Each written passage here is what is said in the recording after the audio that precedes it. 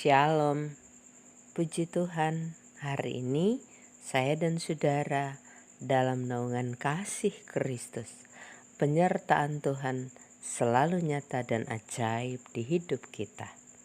Saudaraku, mari kita datang berdoa kepada Tuhan. Bapa kami yang di sorga, kami bersyukur oleh anugerah-Mu, kami masih hidup, kami masih menikmati berkat-berkat Tuhan. Hari ini kami mau mendengarkan kebenaran firman-Mu. Mohon berkati kami, kiranya firman Tuhan ini dapat kami mengerti dan kami praktekkan di dalam hidup kami. Mohon ampun dosa kami dalam nama Yesus. Amin. Saudara, mari kita membaca Alkitab. Pembacaan Alkitab kita, Kisah Rasul pasal 12 ayat 17. Demikian bunyi firman Tuhan. Tetapi Petrus memberi isyarat dengan tangannya supaya mereka diam. Lalu ia menceritakan bagaimana Tuhan menuntunnya keluar dari penjara. Demikian bunyi firman Tuhan. Saudara, Rasul Petrus setelah sadar bahwa ini peristiwa nyata, bukan penglihatan, bahwa Tuhan telah menolongnya, telah melepaskan dia dari penjara, dari kuasa Raja Herodes. Ia pun pergi ke rumah Maria, ibu Yohanes yang disebut Markus. Ternyata di sana, di dalam rumah itu, ia berjumpa dengan jemaat Tuhan yang sedang berkumpul dan berdoa. Mereka tercengang-cengang. Mereka yang terus bertekun berdoa untuk Petrus di penjara.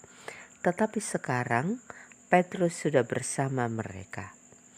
Ini hal yang menggembirakan.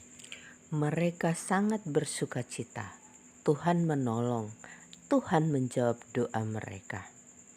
Saudara yang dikasihi Tuhan, dan pada ayat 17 Petrus bersaksi. Lalu ia menceritakan bagaimana Tuhan menuntunnya keluar dari penjara.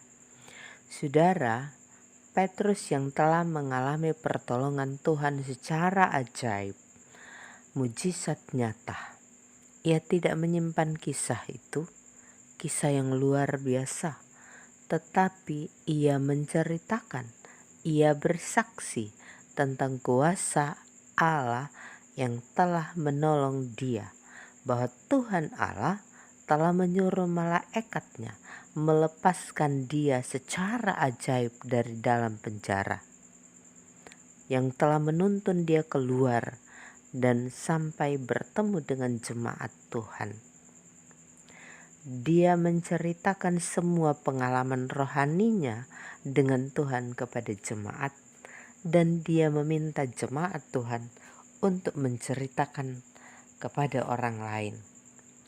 Saudara yang dikasihi Tuhan, memberi kesaksian tentang Yesus adalah tugas semua orang percaya.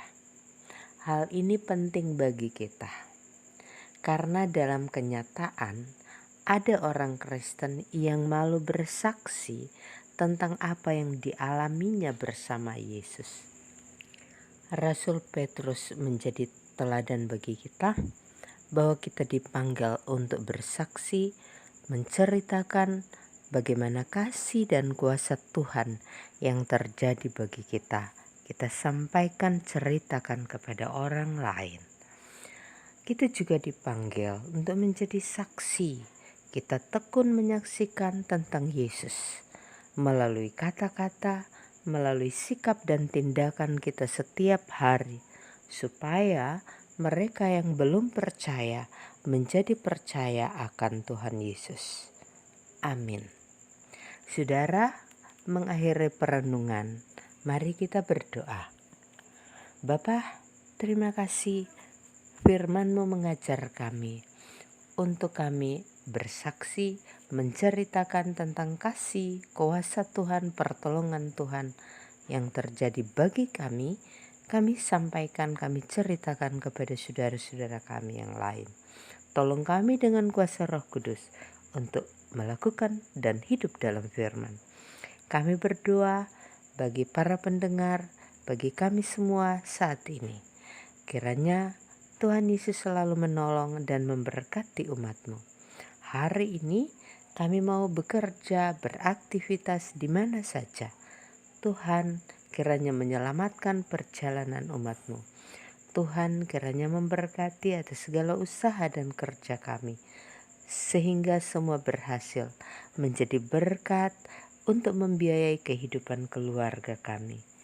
Bagi anak-anak dalam masa pertumbuhan dan masa pendidikan, karuniakan kesehatan, kepintaran, supaya berhasil dalam mencapai cita-cita. Saudara-saudara kami yang sakit, Tuhan kami berdoa kiranya di dalam nama Tuhan Yesus mereka disembuhkan.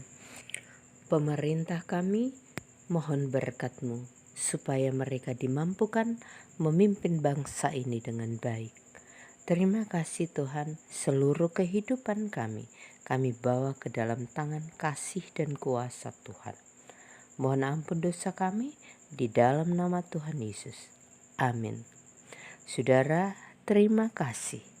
Marilah kita sambut hari ini dengan gembira.